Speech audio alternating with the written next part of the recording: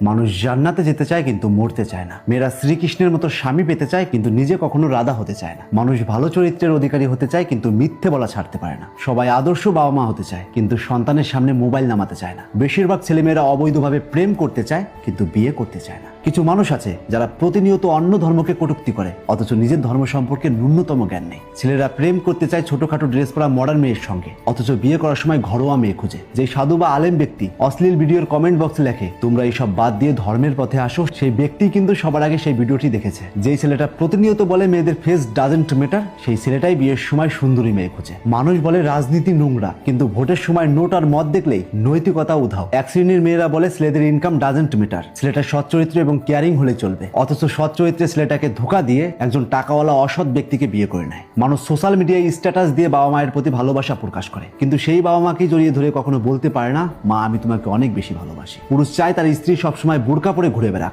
অথচ নিজে সবসময় হাফ প্যান্ট পরে ঘুরে বেড়ায়। সবকিছুর পরিপ্রেক্ষিতে একটা কথাই বলতে চাই, আমরা সবসময় চাই সমাজ বদলাক, মানুষ বদলাক, চারপাশ পরিষ্কার হোক কিন্তু আমরা কখনো নিজেরাই বদলাই না। একটা কথা সবসময় মনে রাখবেন, সত্যিকারের বদল শুরু হয় নিজের ভেতর থেকেই। অন্যের ভুল দেখাতে যতটা আগ্রহ ততটাই যদি নিজের ভুল ঠিক করতে পারি তবেই সমাজ বদলাবে। আজ থেকে চেষ্টা করুন অন্যকে নয়, অ্যাট ফার্স্ট নিজেকে বদলাবো। কারণ তুমি বদলালে তোমার পরিবার বদলাবে, তোমার পরিবার বদলালে এই সমাজটা বদলাবে, আর সমাজ বদলালে পুরো পৃথিবী বদলাবে। তাই আজ থেকে চোখ খুলুন আর এরকম ইন্টারেস্টিং ভিডিও প্রতিনিয়ত পাওয়ার জন্য